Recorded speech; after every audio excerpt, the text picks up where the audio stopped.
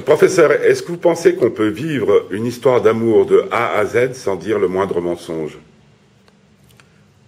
Difficile, impossible. Et dans votre métier, donc chirurgien, celui-ci, on peut mentir? Ça peut arriver que l'on mente à un certain moment, quand on sent que le patient n'est pas capable d'accepter la vérité. Mais de plus en plus, les choses ont changé, les mentalités ont changé, et les gens sont de plus en plus capables d'accepter les vérités, même les plus dures. Et l'évolution du langage du médecin vis-à-vis de son malade au cours des 30 dernières années est d'aller vers un langage de vérité.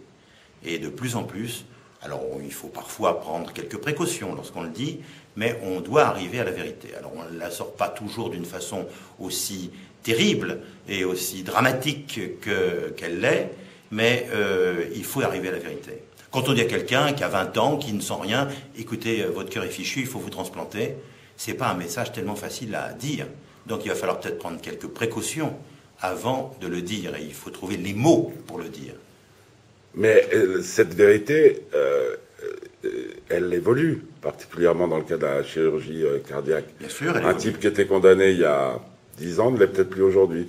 On est tout à fait d'accord. Mais justement, il faut adapter le discours en fonction de la personne et en fonction de l'état de la science. En fonction de l'état de la science, c'est une évidence.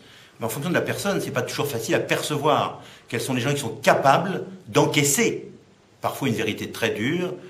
Et c'est pas toujours ce que l'on croit au départ. Et ce dont on parlait tout à l'heure, la foi des uns, le courage, ou tout simplement le pragmatisme, eh bien, sont des choses qu'il faut prendre en ligne de compte pour donner le message que l'on doit donner. Mais il faut arriver à la vérité.